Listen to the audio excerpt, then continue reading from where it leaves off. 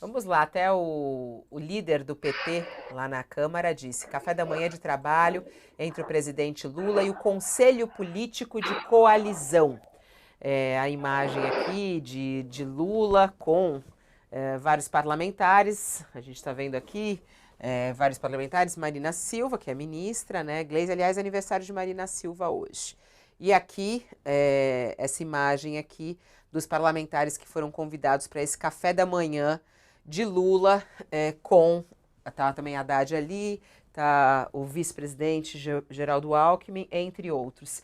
Qual a importância desse encontro? O líder do governo na Câmara, José Guimarães, disse que o encontro é importante para a organização de uma pauta para o país e para consolidar a relação de parceria com a Câmara e o Senado. Como você vê esse gesto de Lula, Thales? Ele é decisivo. Você tem que. O Lula vai depender muito, não só da chamada base governista, das pessoas que votaram, dos partidos que votaram nele, como vai depender muito também da boa vontade de partidos que não o apoiaram, né? Especialmente do Centrão, que teve com o Bolsonaro o tempo inteiro. Agora, é uma relação sempre difícil, porque o Centrão, como se sabe, tem, digamos assim, uma fome muito grande por cargos, etc., e está mal acostumado. Então, você precisa tentar estabelecer uma relação de respeito e republicana. Isso é muito difícil, não é sempre que você consegue.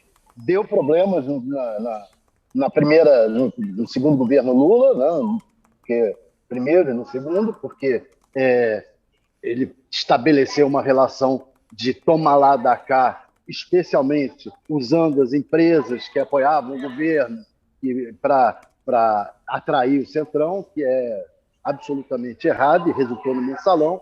Então, ele tem que agora estabelecer um novo tipo de relação, que seja republicana e que se entenda também que esses partidos têm direito a uma parcela de espaço no governo.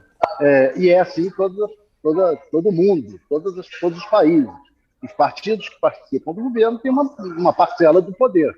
Então, mas tem que ter segurança de que essa parcela de poder vai ser tratada de maneira republicana. Então, um encontro desse é bom para você começar a estabelecer esse tipo de entendimento. Olha, vocês vão ter espaço, vamos ter espaço, é boa vontade, todos os ministros vão ter que atendê-los, mas espero que essa relação seja republicana. Esperamos. Né? Assim, o que cabe nessa relação republicana? É interessante você falar sobre isso, né, Thales? Porque até hoje, mais cedo, eu recebi aqui o questionamento de falar, o Lula não aceita o presidente do BC, apesar que não tem nenhuma relação uma coisa com a outra, mas engole desta maneira Arthur Lira, né? A gente está falando de coisas muito diferentes, muito opostas. Mas os ataques que Lula faz ao BC, e é interessante de ver que não há mais ataques em relação a Arthur Lira, em relação ao que aconteceu no escândalo, que segundo o próprio Lula, né, foi o maior escândalo da história, dessa história justamente do orçamento secreto. Então, dentro dessa história republicana, cabe um orçamento secreto? Cabe uma atuação que Arthur Lira fez no governo Bolsonaro ou abre uma nova relação com o Arthur Lira? Evidentemente, não cabia orçamento secreto. Agora, até pelas críticas que fez antes de tomar posse e até pela proximidade da eleição do presidente da Câmara e do presidente do Senado, o orçamento secreto teve que ser discutido antes da posse. E o que ocorreu? Ocorreu que o Supremo acabou com a secretude, com o segredo do orçamento. Né? O Supremo determinou que o orçamento que tem que ser dito de quem está mandando dinheiro para qual lugar e quanto é. Então, o segredo do orçamento em si acabou. Aí veio a negociação em torno de qual a parcela dessa RP9, que era chamado orçamento secreto, dessa parte dessas emendas de RP9, qual o tamanho delas, quantos os parlamentares vão poder destinar para seus estados, suas cidades, seus municípios, etc. E aí, nessa discussão do tamanho, foi feita uma negociação e se chegou a um tamanho.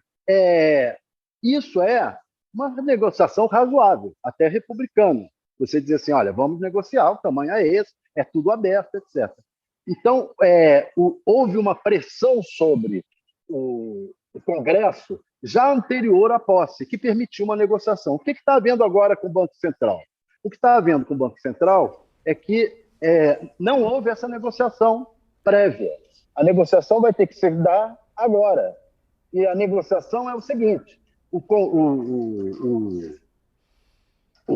governo vai ter que mandar para o Congresso um projeto de ajuste fiscal. Os juros fazem o ajuste fiscal ser maior ou menor. Por quê? Porque os juros incidem sobre a dívida pública. A cada 10 pontos percentuais na taxa de juros, vai aumentar a dívida pública em 10%, que é uma loucura. Se continuar como está aí, se esse ano nós tivermos 10% de taxa básica de juros ao longo do ano, significa que você vai ter que ter mais de 50 bilhões de rombo nas contas públicas, o que vai obrigar a fazer um ajuste maior. Um ajuste maior significa ter mais votos aqui no Congresso, cobrar do Congresso mais votos para o ajuste. E o Congresso não vai aceitar fazer um ajuste muito grande. Acaba que o Lula perderá a base. Então, ele precisa ter uma negociação com o BC para saber, vem cá, qual é o tamanho que a gente pode fazer desse ajuste? Quantos juros podem ajudar evitar que se cresça demais o ajuste necessário?